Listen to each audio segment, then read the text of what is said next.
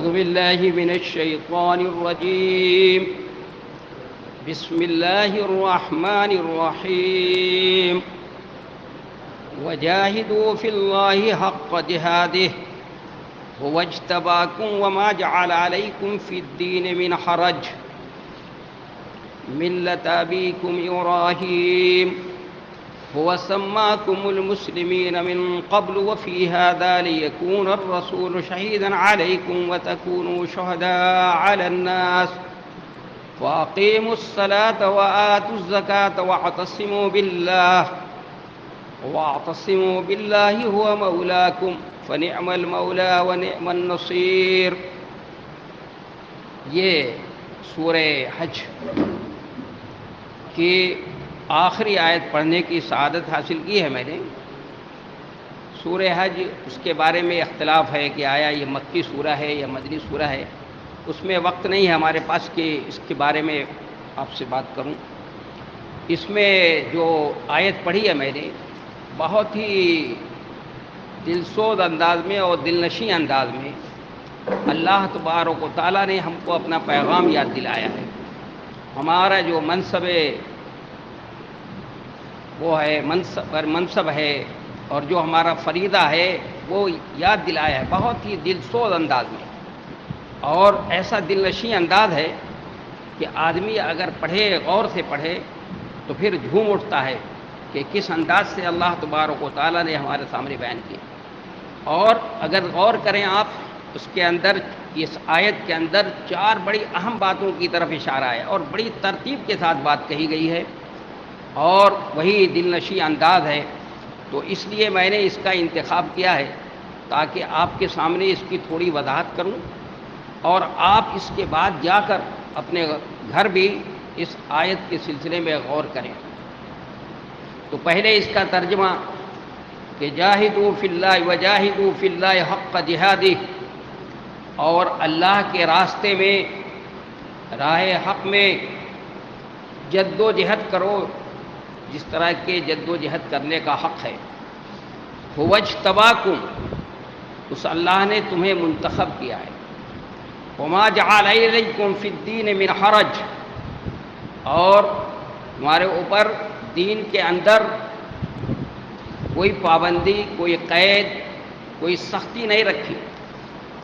ملت ابراہیم، اپنے باپ ابراہیم کی ملت کی اتباع کرو. ہوا سماکم المسلمین، کہ انہوں نے، ہوا کا مرجع جو ہے حضرت ابراہیم ہو سکتے ہیں، زیادہ بہتر یہی ہے کیونکہ مرجع قریب ہے اور عربی میں مرجع قریبی ہوتا ہے. ابھی میں اس کی تشریح کروں گا تو سمجھ جائیں گے. لیکن حالانکہ ہمارے بعض مفسرین نے، خاص طور سے عرب جو مفسر ہیں، ان کی رائے یہ ہے کہ نہیں، اللہ تعالیٰ اس کا مرجع جو ہے، ضمیر کا مرجع ہوا کا اللہ ہے.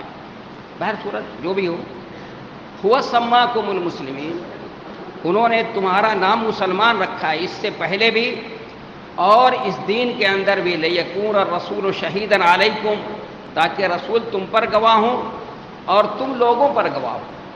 نماز کے اہتمام کرتے رہو اور زکوٰۃ ادا کرتے رہو اور اللہ کی رسی کو مضبوطی سے پکڑ لو. ہوا مولاکم، وہ تمہارا مرجع ہے. فنعم المولا، کیا ہی خوب مولا ہے. ونعم النصیر، اور کیا ہی خوب اور بہترین جو ہے وہ معاون اور مددگار ہے. یہ ایک آیت تھی جس کا ترجمہ میں نے جس کی تلاوت کی تھی، ترجمہ بھی ہو گیا، لیکن ترجمے سے تو بعد ہی ساری باتیں سمجھ میں نہیں آئے گی.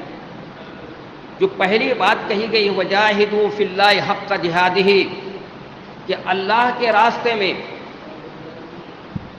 راہ حق میں کوشش کرو، جد و جہد کرو، جو جد و جہد کرنے کا حق ہے. اگر میں کہوں کہ اس میں پورے اسلامی تاریخ کی جو تجدید دین اور احیاء دین کی تاریخ ہے، ایک جملے میں سپیٹا گیا. اس میں احیاء دین اور تجدید دین کی، چونکہ دین جو ہے وہ ثوابت کا نام ہے، اس کے اصول اور ضابطے ثابت رہنے والے ہیں، اور زمانہ کیا ہے، بدلنے والا ہے، زمانہ بدلتا رہتا ہے. تو اسی زمانے میں اس کو قیامت تک اس دین کو رہنا ہے. اس کو منطبق کرنے کے لیے ظاہر ہے صلاحیتوں کی ضرورت ہے، ایسے لوگوں کی ضرورت ہے جن کے اندر صلاحیت ہو، جو اپنی صلاحیت سے زمانے کے مطابق جو ہے دین کا کیا کر سکیں، انطباق کر سکیں۔ اس لیے قرآن نے کہا وَجَاهِدُوا فِي اللَّهِ حَقَّ جِهَادِهِ۔ یہاں پر یہ مطلب نہیں ہے کہ اللہ کے راستے میں قتال مقصود نہیں ہے، جہاد سے مطلب وہی ہے جو نبی علیہ الصلوۃ والسلام سے فرمایا کہ وَجَاهِدْهُمْ بِهِ جِهَادًا كَبِيرًا، اور قرآن کے ذریعے سے ان سے جہاد کیجئے، بڑا والا جہاد یہی ہے۔ وہ قتال جو ہے بڑا جہاد نہیں ہے، قتال کے ذریعے سے گردنوں کو پہ قبضہ کیا جا سکتا ہے، سروں پہ قبضہ کیا جا سکتا ہے، لیکن اس جہاد کی طرف جس جہاد کی بات کی جا رہی ہے وہ جہاد ہے جس کے ذریعے سے دماغ پہ قبضہ ہو سکتا ہے، روح پہ قبضہ ہو سکتا ہے، انسان کے جسم پہ قبضہ ہوگا، اور گردنیں اس کے لیے جو ہیں وہ یہ ہو جائیں گی۔ تو یہ جہاد صحیح معنوں میں جہاد کبیر ہے۔ اس لیے قرآن نے کہا وَجَاهِدُهُمْ بِهِ جِهَادًا كَبِيرًا کہ اے اللہ کے رسول اس قرآن کے ذریعے سے ان سے جہاد کیجئے، یعنی جو لوگ دین کے راستے میں فکر کے ذریعے سے فکری رکاوٹیں ڈالتے ہیں دین کی تبلیغ میں، اشاعت میں، اور روڑا بنتے ہیں، ان کا اس کے ذریعے سے کیجئے۔ اس لیے میں نے کہا کہ آپ اس کی تاریخ پڑھیں دین کی تو آپ کو معلوم ہوگا کہ ہمارے اسلاف نے اس کو سمجھا۔ دین کی تبلیغ اور نشر و اشاعت میں جو لوگ بھی روڑا بنے، رکاوٹ بنے، وہ چاہے غیروں میں سے ہوں یا اپنے میں سے ہوں، جس طرح کے روڑا بنے، اللہ تبارک و تعالیٰ نے اس زمانے میں اسی صلاحیت کے لوگوں کو پیدا کیا۔ جب معتزلہ سامنے آئے تو اللہ تعالیٰ نے ابو الحسن عشری جیسا امام پیدا کیا تاکہ معتزلہ کی فکر کی جو ہے وہ کیا کر سکے، تفنید کر سکیں، اور ضرورت پڑی تو اللہ نے امام غزالی جیسا جو ہے شخص جو ہے مجاہد پیدا کیا کہ وہ دین کی تجدید کا اور احیاء کا کام کرے۔ انہوں نے اپنے اپنے زمانے میں کیا، صحابہ کرام نے اپنی اپنی کوششوں کے اعتبار سے کیا۔ تو یہی ہم سے بھی کہا جا رہا ہے کہ اے مسلمانوں، اے مومنوں، اللہ کے راستے میں دین کی تبلیغ و نشر و اشاعت کے لیے اپنی قلم کے ذریعے سے جو بھی صلاحیت اللہ تبارک و تعالیٰ نے تمہیں دی ہے اس صلاحیت کے ذریعے سے جد و جہد کرو، کوشش کرو۔ زبان کی صلاحیت دی ہے، قلم کی صلاحیت دی ہے، کوئی اور صلاحیتیں، جو بھی صلاحیتیں دی ہیں اس صلاحیتوں کے ذریعے سے کرو، لیکن یہ بھی ہونا چاہیے، اس لیے کہا گیا جاہدوا فی اللہ حق جہادی کا مطلب یہ ہے کہ اس میں سستی نہیں ہونی چاہیے، کسی کمزوری کے ساتھ دین کو مت پیش کرنا، اس طرح لوگوں کے سامنے دین کو مت پیش کرنا کہ بھائی یہ بھی یہ دین ہے، ذرا سمجھ لیجئے بھائی، یہ اس کو بھی سمجھیے، ذرا سمجھنے کی کوشش نہیں، طاقت کے ساتھ پوری قوت سے، جیسے ہمارے اسلاف نے معتزلہ کے سامنے جو بڑے بڑے لوگ تھے، جیسے نظام جیسے تھے، جاہز جیسے لوگ بڑے بڑے لوگ تھے، ان کے سامنے واصل ابن عطا کے سامنے جو کتنا فصیح و بلیغ تھا کہ اس سے راہ نہیں ادا ہوتی تھی، 3 گھنٹے کی تقریر کی ہے اس نے، تو اس میں ایسا کوئی عربی کا لفظ نہیں استعمال کیا جس میں راہ ہو۔ ایسے لوگوں کا مقابلہ کیسے کیا انہوں نے؟ پوری طاقت کے ساتھ قرآن کے ذریعے سے، حدیث کے ذریعے سے مقابلہ کیا اس کا۔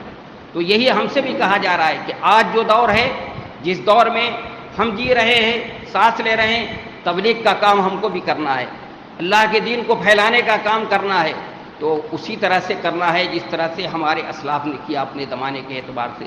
تو یہ بات کہی گئی کہ وَجَاهِدُوا فِي اللَّهِ حَقَّ جِهَادِهِ هُوَ اجْتَبَاكُمْ، اس نے تمہارا انتخاب کیا ہے، اس لیے تم سے وہ مطالبہ کر رہا ہے، یہ جو جہاد کا مطالبہ ہے تم سے، راہ حق میں جد و جہد کی، اپنی طاقت اور وسعت کے بقدر جتنا اللہ نے تم کو مکلف بنایا ہے، یہ نہیں کہ اللہ نے تم کو تمہاری طاقت سے زیادہ کا مکلف بنایا ہے، اور اس کا تم سے مطالبہ ہو رہا ہے۔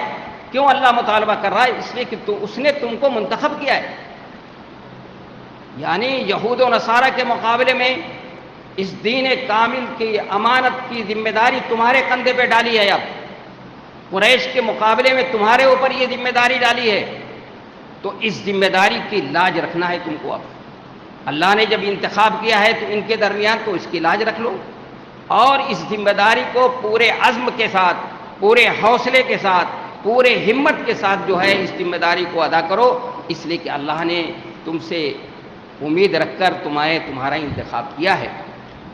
اور اس کا مزاج بتایا کہ وما جعل علیکم فی الدین من حرج، یہ بھی سمجھ لو جس دین کا امین بنایا ہے تم کو، جس دین کامل کی امانت تمہارے سپرد کی ہے، اس دین کا مزاج کیا ہے؟ وما جعل علیکم فی الدین من حرج، کہ اللہ تبارک و تعالیٰ نے تمہارے اوپر دین کے اندر کوئی قید و بند نہیں رکھی، کوئی پابندیاں نہیں رکھی۔ حرج کا لفظ جو ہے یہاں پر بنو تمیم کے لوگوں کا استعمال ہے۔ بنو تمیم کے لوگ حرج جو ہے ضیق کے معنی میں استعمال کرتے تھے۔ وہ ان سے پوچھا گیا، صحابہ کرام نے پوچھا بتاؤ بھائی کوئی بنو تمیم کا ہے، تمہارے یہاں کیا کہتے ہیں حرج کو؟ تو انہوں نے کہا حرج کو کہتے ہیں ہمارے یہاں ضیق، قید و بند، کوئی پابندی نہیں ہے، یعنی یہ دین فطرت ہے، ہر طرح کی قید و بند سے، پابندیوں سے کیا ہے محفوظ رکھا ہے اللہ تبارک و تعالیٰ نے۔ جیسی پابندیاں یہودیوں کے دین کے اندر تھی، عیسائیوں کے یہاں تھی۔ اب یہیں پر یہ بھی سمجھ لینا چاہیے، بہت سے لوگ یہ سمجھتے ہیں کہ یہود اور عیسائیوں کی شریعت الگ الگ تھی۔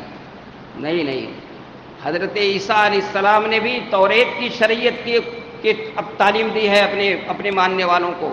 ان کی شریعت کوئی الگ شریعت نہیں تھی، وہی شریعت تھی جو موسیٰ علیہ السلام کی شریعت تھی۔ اس لیے یہ کہا جا رہا ہے کہ ان کے اندر سبت کو منانے کی دیکھیے کتنی سختی تھی، اور ان کے ہاں کتنی سختی تھی، کپڑے پہ نجاست لگ جائے اس کو کاٹنا ہے، دھلنے سے پاک نہیں ہوگا۔ اور ان کے یہاں اونٹ کا گوشت حرام، مال غنیمت حرام، بہت ساری سختیاں تھیں۔ اس لیے سختی تھی کہ ان کے اندر سرکشی تھی، تو اللہ تبارک و تعالیٰ نے ان کے اندر جو ہے اس پہ سختی کر دی تھی۔ تو یہ دین فطرت جس کا ہم کو امین بنایا گیا ہے، اس کی امانت ہمارے سپرد کی گئی ہے۔ قرآن کہتا ہے وما جعل علیکم فی الدین من حرج، اللہ تبارک و تعالیٰ نے تمہارے اس شریعت کے اندر، تمہارے اس دین کے اندر جس کا تم کو حامل بنایا ہے، امین بنایا ہے، کوئی جو ہے کوئی قید و بند نہیں ہے، یہ قید و بند سے کیا ہے محفوظ ہے۔ یہ آگے بات کہی گئی ملت ابیکم، یہ جو دین ہے ملت ابیکم، اپنے باپ کی ملت کی اتباع کرو، اس کو لازم پکڑو۔ خاص طور سے یہ بات کہی گئی ہے، سوچنے کی بات ہے، نفسیاتی بات ہے، اس لیے یہ بات کہی گئی کہ باپ کی ملت سے زیادہ اولاد کو کون سی ملت محبوب اور مطلوب ہو سکتی ہے بھائی؟ باپ کی ملت، ظاہر ہے باپ کی ملت سب سے زیادہ محبوب ہوگی، سب سے زیادہ مطلوب ہوگی۔ بیٹا جو ہے اس کو جو ہے اپنانے کی کوشش کرے گا، بیٹے کو چاہیے کہ اس کو کیا کرے اپنائے۔ تو اس لیے کہ یہ خطاب ہے بنو اسماعیل سے۔ بنو اسماعیل جو ہے وہ حضرت ابراہیم علیہ السلام کو اپنا باپ سمجھتے تھے، اور سمجھتے ہی نہیں تھے بلکہ فخر بھی کرتے تھے کہ ہم ابراہیم کی اولاد ہیں، ہم اسماعیل کی اولاد ہیں۔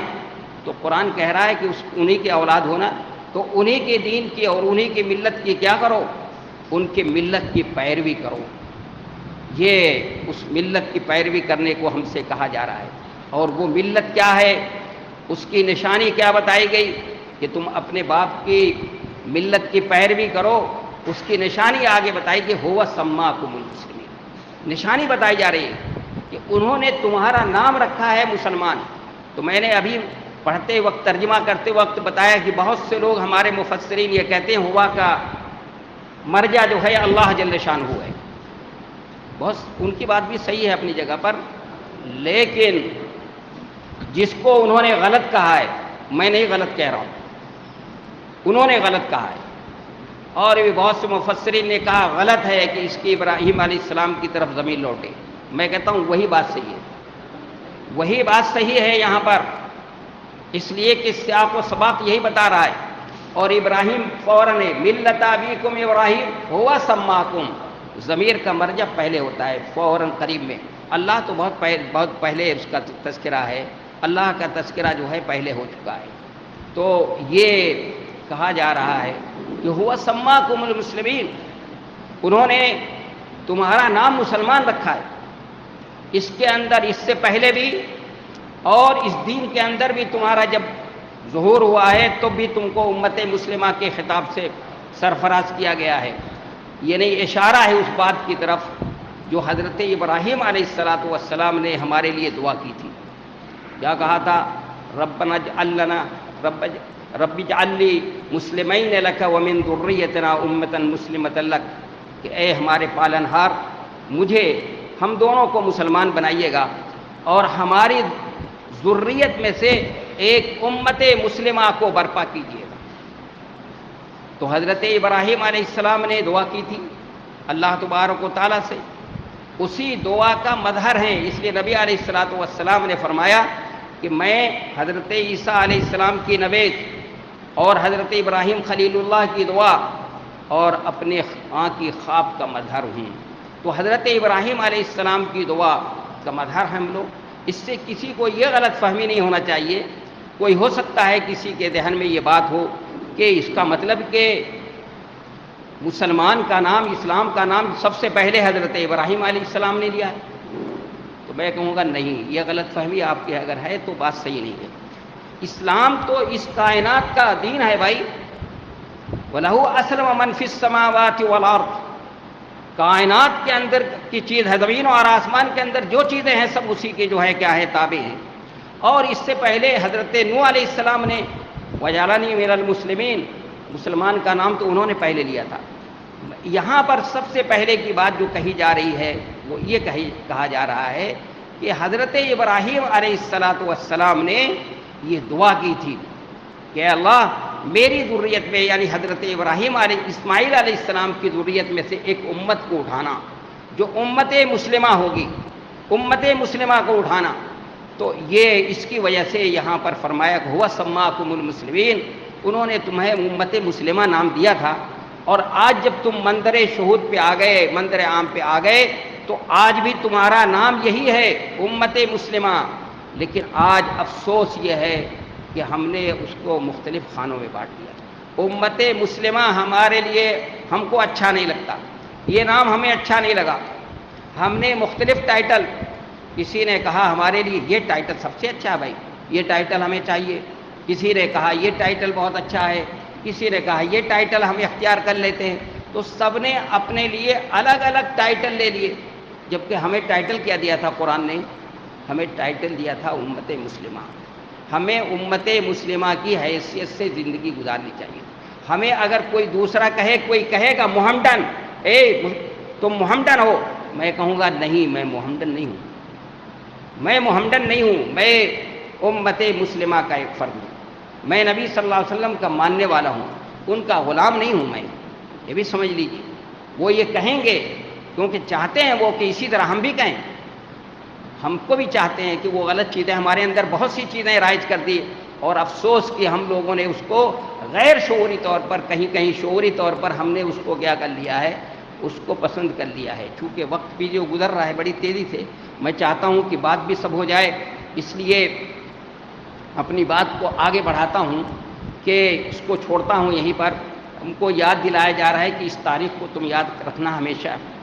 یہ تاریخ تمہیں یاد رہے گی کہ تم امت مسلمہ ہو، تم اپنے باپ دادا کی، تمہیں ملت کا جو ہے تمہیں امین بنایا گیا ہے، امانت دی گئی ہے. یہ تاریخ یاد رہے گی تمہیں، تو تمہیں ہمیشہ جو ہے اسی کے ساتھ اسی پر ڈٹے اور جمے رہو گے. آگے بتایا گیا ہے کیا، لِيَكُونَ الرَّسُولُ شَهِيدًا عَلَيْكُمْ وَتَكُونُوا شُهَدَاءَ عَلَى النَّاسِ، یعنی انتخاب کا مقصد بتایا گیا کہ اللہ تبارک و تعالیٰ نے تم کو یہود کے مقابلے میں، عیسائیوں کے مقابلے میں، قریش کے مقابلے میں تمہارا جو انتخاب کیا ہے اور اس دین کامل کا امین تم کو بنایا ہے، تو مقصد اس کے پیچھے کیا ہے، اس کا مقصد کیا ہے؟ تو کہا کہ مقصد یہ ہے لِيَكُونَ الرَّسُولُ شَهِيدًا عَلَيْكُمْ، کہ رسول پہلے گواہی دے، حق کی گواہی رسول دے تمہارے درمیان، اور تم کیا کرو، وَتَكُونُوا شُهَدَاءَ النَّاسِ، اور تم لوگوں کے سامنے حق کی گواہی دیتے رہو قیامت تک. یہ تمہاری ذمہ داری ہے، یہ تمہارا فرض منصبی ہے. اس ذمہ داری کو ادا کرتے رہو گے تو کبھی جو ہے کبھی ذلیل و رسوا نہیں ہوگے. اور اگر تم نے اس ذمہ داری کو چھوڑ دیا تو جیسے اللہ تبارک و تعالیٰ نے یہود و نصارہ کو ذلیل کیا، رسوا کیا، اس لیے کہ اللہ تبارک و تعالیٰ فرماتا ہے وَمَنْ أَظْلَمُ مِمَّنْ كَتَمَ شَهَادَةً عِندَهُ مِنَ اللَّهِ، کہ اس سے بڑا ظالم کون ہوگا جس کے پاس اللہ کی گواہی موجود ہو اور وہ اس کو چھپا دے. اور قرآن نے ایک جگہ نہیں کہا ہے ان الذین یکتمون ما انزلنا من البینات والہدی، کہ جو لوگ جن لوگوں کے پاس اللہ کی طرف سے ہدایت ہے اور وہ اس کو چھپاتے ہیں، تو ان کے لیے کہا گیا ہے کہ یلعنہم اللہ یلعنہم اللائنون، کہ ان پر اللہ کی لعنت، فرشتوں کی لعنت، سارے انسانوں کی لعنت. اس لیے سمجھنے کی بات ہے، غور کرنے کی بات ہے، وقت نہیں ہے، اس لیے جلدی جلدی آگے بڑھتا ہوں. یہ ہمارا فرض منصبی ہے، اس کام کو ہمیں کرنا ہے. اور یہ بھی تعین یہاں پر کچھ لوگوں نے تخصیص کی ہے، تعین کر دی ہے کہ یہ کام جو ہے قیامت کے دن ہم کریں گے. گواہی دینے کا کام قیامت کے دن ہوگا، کہ جب امتیں دوسرے انبیاء کرام کی امتیں پیش ہوں گی اور ان کے لیے گواہی کی ضرورت ہوگی، تو یہ امت مسلمہ آگے بڑھے گی اور گواہی دے گی. بھائی تخصیص کی ضرورت نہیں ہے، اس کو عام رکھنا زیادہ بہتر ہے.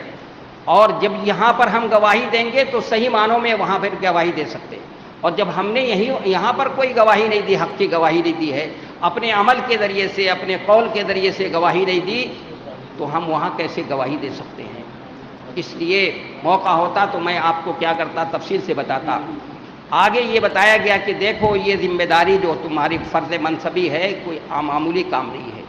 یہ پھولوں بھری راہ نہیں ہے، کانٹوں بھری راہ ہے.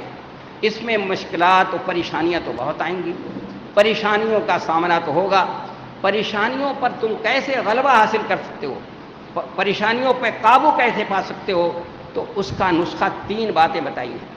اس کو غور سے سن لیجیے. 3 باتیں بتائی. فاقیموا الصلاۃ، نماز کا اہتمام کرنا. حق و باطل کی کشمکش ہو رہی ہو، اس میں اگر تم نماز کا اہتمام کرتے رہو گے تو مشکلات و پریشانیاں جو آئیں گی، وہ پریشانیوں کو تم آسانی سے کیا کر سکتے ہو، اس پر قبضہ کر سکتے ہو، قابو پا سکتے ہو. ان پریشانیوں کو جو ہے تم ختم کر سکتے ہو. اس لیے کہ نماز جو ہے، اور وہ بھی کون سی نماز، عام نماز نہیں، 5 وقت کی نماز کی بات نہیں ہو رہی ہے. اس نماز کا بھی اہتمام کرو جو رات کی تاریکی میں ہوتی ہے، جس میں اللہ اور بندہ ہوتا ہے. اور نفل نمازوں کا بھی اہتمام کرتے رہنا. تو کیا ہوگا، اس سے اللہ سے تعلق تمہارا مضبوط رہے گا، تمہاری اندر زندگی ہوگی، اور زندگی ہوگی تو مصائب و آلام سے کیا کر سکتے ہو، مقابلہ کر سکتے ہو. اور نماز یہ ایسی عبادت ہے جو ذکر اور شکر کا مظہر ہے، ذکر اور شکر کا مظہر ہے. میں بتاتا اگر تفصیل کا موقع ہوتا تو. اور آگے یہ بتائے کہ یہ نماز جو ہے صحیح معنوں میں دعوت دین اور اقامت دین میں اس کے راہ میں استقامت اور عزیمت کے لیے، حصول کے لیے بہت ضروری ہے.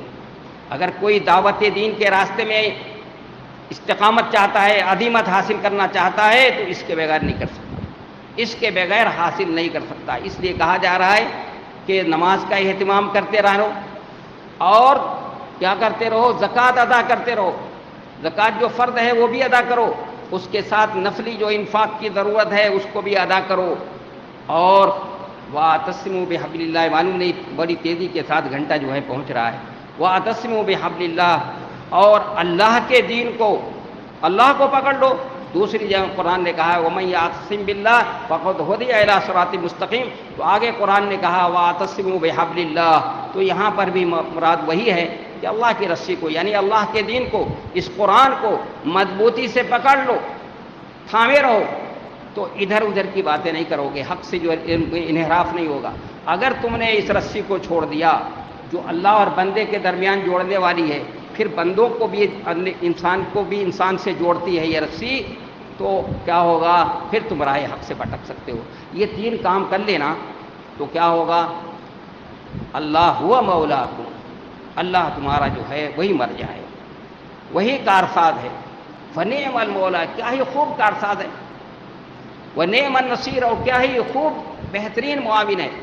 اللہ جس کا معاون ہو جائے، آپ سوچ لیجئے، اللہ جو اس کائنات کا تنہا خالق اور مالک ہے، وہ کسی کا کارساز ہو جائے، وہ کسی کے معاون ہو، وہ کسی کا ہمدرد ہو جائے، پھر دنیا کی کون سی طاقت جو ہے اس کو کچھ کر سکتی ہے؟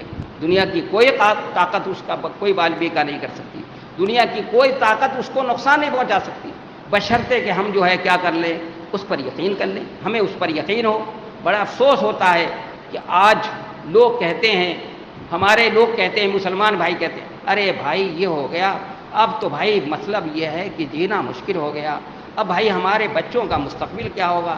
بھائی ذرا سوچنے کی بات ہے، کیا باتیں کر رہا ہوں، کہ آپ کیا ہو تم کو ڈرایا جا رہا ہے، ہمارے اسلاف کو تو ڈرایا گیا تھا کہ کفار مکہ پہلے پورے جزیرۃ العرب کے کفار جمع ہو گئے تم کو ختم کرنے کے لیے، اب تم کو مٹا دیں گے نام و نشان، فزادتہم ایمانا، تو ان کے ایمان میں اضافہ ہو گیا، انہوں نے کہا ٹھیک ہے کوئی بات نہیں، آ جاؤ، ہمارا کارساز تو کون ہے؟ اللہ ہے، ہماری مدد کرے گا۔ اور یہ بھی بات یاد رکھیے، اقلیت و اکثریت کی باتیں کرتے ہیں ہم لوگ، اقلیت و اکثریت کی باتیں مسلمان کے ہاں نہیں ہوتی ہیں۔ کیا مکے سے مدینے ہجرت کر کے ہم پہنچے تھے تو بدر کے اندر کیا تھے؟ اکثریت میں تھے، ہم 313 تھے، اور وہ کیا تھے؟ وہ 1000 کی تعداد میں تھے۔ کیا کر دیا؟ ان کا چھکا چھوڑا دیا، ان کے چھکے چھوڑا دیے، اینٹ سے اینٹ بجا دی ان کی۔ اور آپ ایک کتبہ وہ یاد ہوگا آپ کو کہ جنگ ہے، 3000 مسلمان ہیں، 1,00,000 سپر پاور رومی ہیں، 1,00,000، ان کے مقابلے میں ڈٹ گئے اور ان کا چھکے چھوڑا دیے اور ان کی کیا ہے گشتے لگا دیے۔ یہ ہے اقلیت اور اکثریت کی باتیں نہیں کرتا مسلمان اس طرح کی، جو اللہ کو کارساز سمجھتا ہے، جو اللہ کو اپنا مولا سمجھتا ہے، وہ اس طرح کی باتیں نہیں کرتا۔ میں سمجھتا ہوں کہ وقت ہو چکا ہے، اس لیے اپنی باتوں کو ختم کرتا ہوں۔ اس میں یا قرآن کی آیت میں نے جو سورہ حج کی پڑھی ہے، اس میں جو ہے بڑے دل نشیں انداز میں ہمارا فرید منصبی جو ہے اس کو یاد دلایا ہے اللہ تبارک و تعالیٰ نے، اور اس میں ایک آئینہ ہے، یہ قرآن کی آیت ہمارے سامنے ایک آئینہ پیش کرتی ہے۔ اس آئینے میں ہم کو اپنی تصویر دیکھنے کی کوشش دیکھنی چاہیے، اور ہمیں جو ہے اب اس کے بعد ہم جب گھر کو جائیں تو ضرور اس قرآن کے اس پیغام کو بار بار پڑھیں اور اپنے دل میں اس کو جو ہے جمائیں، اور اس کے مطابق دین کی تبلیغ اور نشر و اشاعت کا کام کریں۔ وآخر دعوانا الحمدللہ رب العالمین۔